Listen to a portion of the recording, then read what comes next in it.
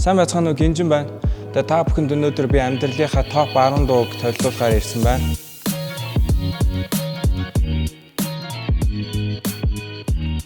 Хамгийн ихэнд бол Dem Franchise Boys гэдэг хамтлагийн Lloyd хэмээх R&B артисттай хамтарсан Turn Heads гэдэг нэртэй дуу байгаа.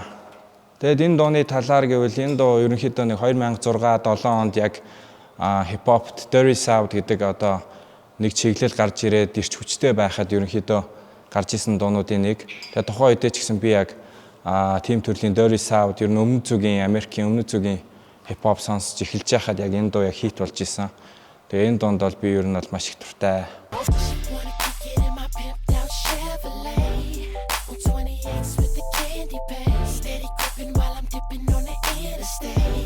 Arctic Monkeys гэдэг Английн хамтлаг за мэдгүй хүмүүс бас ховор байх гэж найдаж байна. Arctic Monkeys-ийн Cornerstone гэдэг ийм дуу байгаа. Энэ дуу болохоор бас жоохон сонир л доо. Яагаад миний хоёрт байгаа вэ гэвэл би яг нэг оюутан байхдаа 2010 онд ч юм уу хип-хоп бас жоохон яг халтраад амьд хөгжим сонсдог болох шахсан. Тэгээ яаж вэ гэхээр би ингээд миний компьютер дээр ер нь би багасаа л дуунууд цуглуулж сонсох дуртай байсан. Тэгээ тэр үед хэдэн гигабайт ч юмтай нэлээд хэдэн мянган хип-хоп дуу гэдэг гэж байгаад би яг нэг сэтгэл хөдлөлөөр амьд хөгжимд амар дуртай болоод тэдний бүгдийг нь устгаад шинээр ингээд инди рок, янз бүрийн рокууд, пост рок ч юм уу тийм рокууд татаж эхлээд ингээд сонсдог болж гисэн. Тэр дундаас Arctic Monkeys бол ерөнхийдөө хамгийн гоё хамтлагуудын нэг нь байсан. Тэгээ тэр тусмаа ерөнхийдөө Cornerstone гэдэг дуу надад бол маш их таалагддаг нэг тийм дуу гамаа. Тэгээд яагаад ч юм би тэр үедээ нэг тухайн нэг жил ч юм уу тэгж амьд хөгжим амар их сонсч амьд хөгжмийн фестивал, амьд хөгжмийн шоурууд явдаг байсан ч гэсэн сонирхол буураад буцаагаад ер нь хип-хоп нь гоё юм байна. Би ер нь хип-хоп хүн юм байна гэж би дотроо бодоод ингээд тэрийг болж исэн. Тэгтээ тэнчэнээс ингээд тунаж үлдээд үлдсэн одоо хүртэл миний сэтгэл зүрхэнд гоё сонсогддог дуу бол Arctic Monkeys-ийн Cornerstone.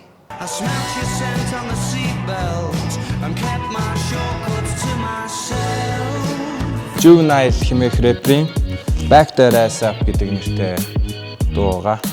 За энэ дууны талаар гэвэл ерөнхийдөө миний мэдхээр 99 он 2000 онд гарч исэн дуу. Энэ болохоор Juvenile хэмээх рэпер нь Hot Boys гэдэг нэртэй хамтлагийн нэг гишүүн. Тэгээ Hot Boys гэдэг хамтлагийн та бүхний хамгийн сайн мэдэх рэпер бол Lil Wayne гэдэг рэпер байгаа. Тэгээд эдгээр Louisiana New Orleans-аас гаралтай Hot Boys хэмээх хамтлагийн Juvenile гэдэг рэперийн Back That Ass Up гэдэг дуу миний 3-т орж байгаа. Яагаад гэвэл энэ дуу яг Америкийн хөгжмийг ерөнхийдөө тесрэлт хийгээд жоохон өөрчилсөн гэж хэлж болно. Амар хип-хопт гоё дуунууд байдаг. Тэрний хажуугаар бас нөлөөлөл өгдөг дуунууд гэж бас байдаг. Яг Америкийн хип-хопт ер нь нөлөөлөл өгж уур амьсгал стилийг өөрчилж олон рэперүүдийг иймэрхүү дуун дуртай ийм дуу хийхэд нь нөлөөлж исэн. Мөн энэ дуу яг үнэ хэлэхэд миний өгзөг сайхан бол зүс сайхан гэдэг дуу хүртэл хийхэд нөлөөлж исэн дуу байгаа. Тэгээд ерөнхийдөө Juvenile-ийн Back That Ass Up бол миний номер 3 гэж хэлмээр байна.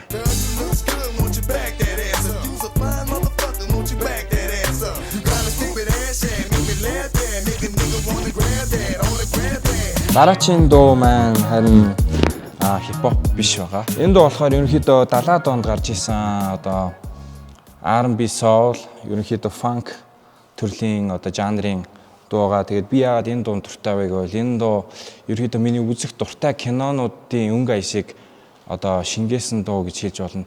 Яг бол Curtis Mayfield гээд тухайн үедээ дуулж байхад ерөнхийдөө энэ артистийн дууг олон яг кинонууд саундтректэй ашигладаг байсан. Тэгээд тэр тусмаа blaxploitation гэж нэг тийм жижигхэн саб жанр гэх юм уу жижигхэн жанр байгаа киноны ерөнхийдөө харуудын тухайн үеийн хар тамхины яг 70-аад онд Америкт хар тамхи, crack cocaine гэдэг зүйл маш их дэлгэрж хүмүүсүүд их донтчихсэн үед тэрийг эсэргүүцсэн, тэрийг гаргасан ч юм уу тиймэрхүү кинонууд их гардаг байсан. Тэр үед яг Curtis Mayfield-ийн бас Pusher Man гэдэг нэртэй дуу гарч ирсэн. Би өөрөө ер нь бас жоохон хит орчин үеийн зүйлд нэг амар дуртай биш, жоохон хуучны юм классик зүйлүүдэд дуртай. Тийм учраас надад бас тэр 70-аад оны мэдрэмжийг төрөх надад хүрэхэд ерөнхийдөө бас гоё байдаг гэж хэлэх юм уу та. I'm your mama, I'm your daddy, I'm that nigga in the alley. I'm your doctor when in need. Want some coke, have some weed. You know me, I'm your friend, your main boy, thick and thin. Cameron хэмээх рэпер мөн Joel Santana гэдэг хоёр рэперийн хамтарсан Hey Ma гэдэг нэртэй дуугаа. Энэ дуу болохоор 2000 бас 1-2 онд гарч исэн тийм дуугаа. Энэ дуунд би яагаад дуртай вэ гэвэл угаасаа би багасаа одоо Cameron мөн Joel Santana гэж энэ хоёр рэпер одоо Jim Jones хэмээх рэпертэй нийлээд Diplomats гэдэг нэртэй одоо хамтлагийг үүсгэн байгуулсан байдаг. Ерөнхийдөө яг Нью-Йоркийн өнгө аястай.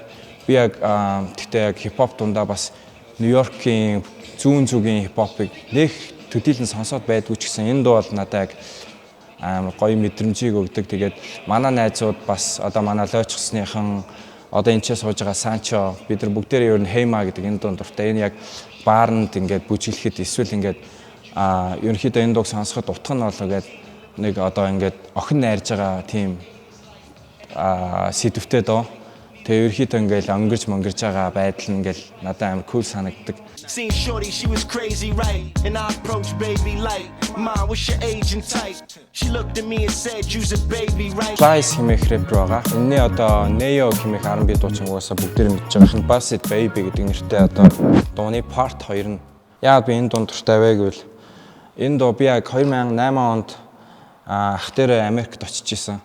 Тэр үед яг тухайн үед амар хит болж исэн доо яг тэр үед гарч исэн. Тэгээд Flies яг тэр үед өөрийн өнгө аяс өөрийн өрмөц байдлаараа гарч ирээд олонний анхаарлыг татчихсан. Тэгээд энэ дуу нь болохоор яагаад би хамгийн их дуртай вэ гэвэл энэ дуу бас л яг түрүүний одоо Hey Ma-тай адилхан хөнгөн мөртлөө бас хит уянгийн биш яг дунджийг нь барьсан.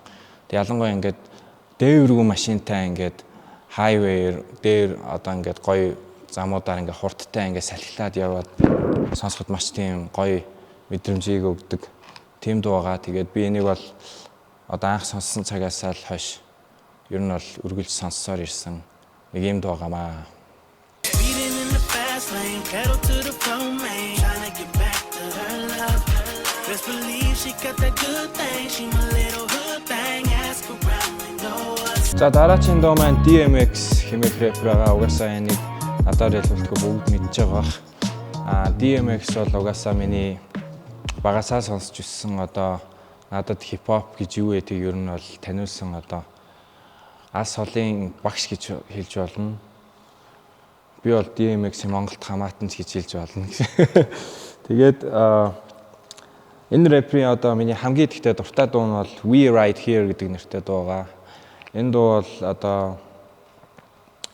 одоо олон өчнөн гоё дуу байгаа ч гэсэн ерөнхийдөө надад хамгийн их хипхоп мэдрэмжийг өгдөг ч юм уу. Эсвэл одоо надаа илүү ингээд миний байгаа байдалтай илүү одоо зөгцөж таарад идэг ч юм уу. Миний одоо vibe-тай нийлдэг гэж хэлэх юм уу.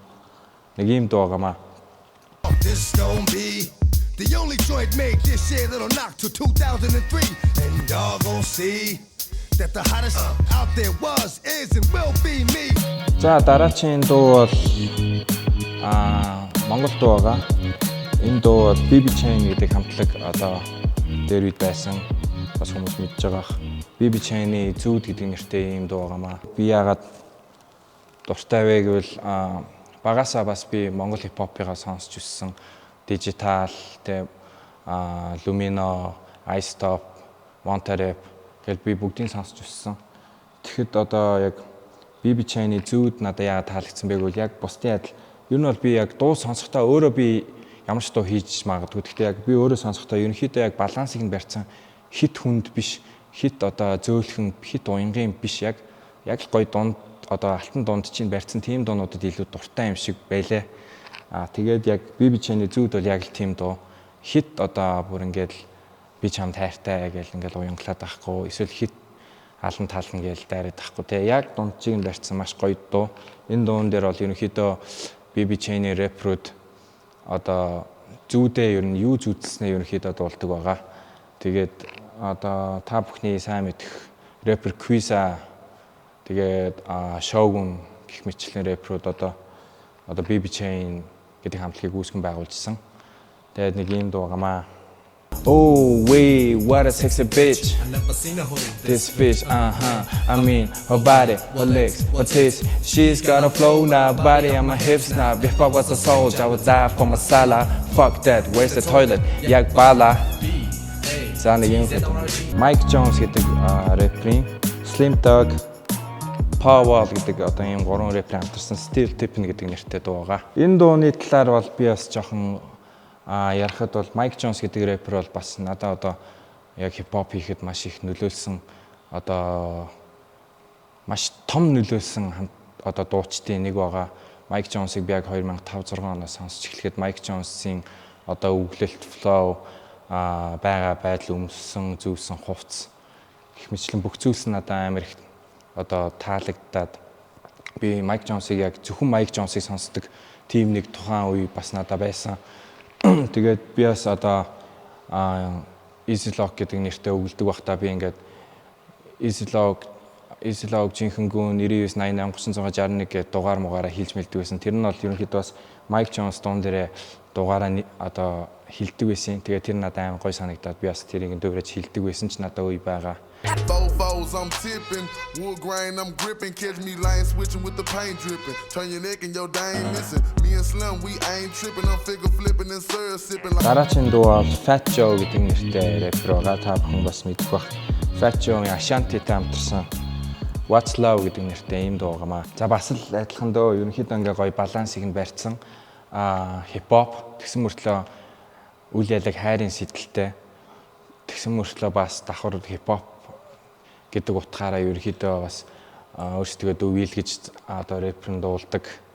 Тэгээд ерөнхийдөө химнэлэн ч гэсэн гоё. Энэ дуу бас нэг 2000-ад оны ихээр гарч 2003 онд ч юм уу гарч ирсэн. Ийм дуу байгаамаа. Тэгээд хэдүүлээ шууд сонсъё. Энэ дуу гэхдээ ер нь бол хүмүүсэд бүгд мэдэндээ одоо Монголын одоо баарууд ч гэсэн одоо хүртэл 50 сар байдаг монголчууд энэ дуун дээр бүжиглэх дуртай. Тэгээд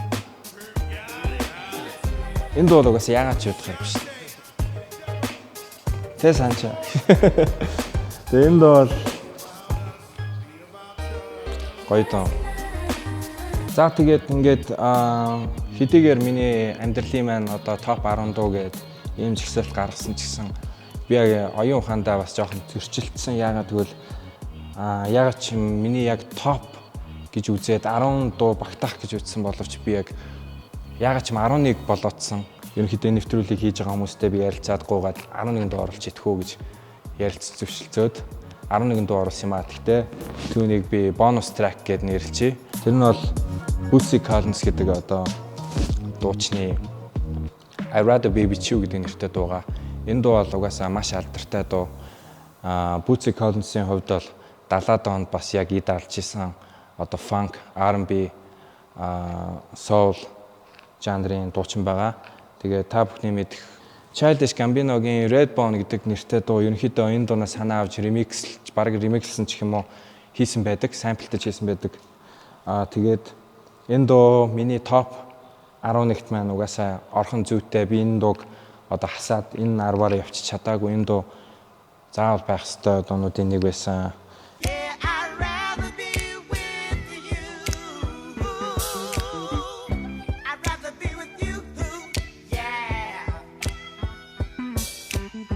За тэгээд ерөнхийдөө миний одоо топ 11 дуу эсвэл 10 дуу нэг бонус трактай ч юм уу иймэрхүү байна. Тэгээд та бүхний зарим мэддэг дуунд байгаах, зарим мэдж амжаагүй байгаах, мэдж амжаагүйнуудаа сонсоорой гэж зөвлөмөр байна. Ерөнхийдөө бол бүгдээрээ маш гоё дуунууд шүү.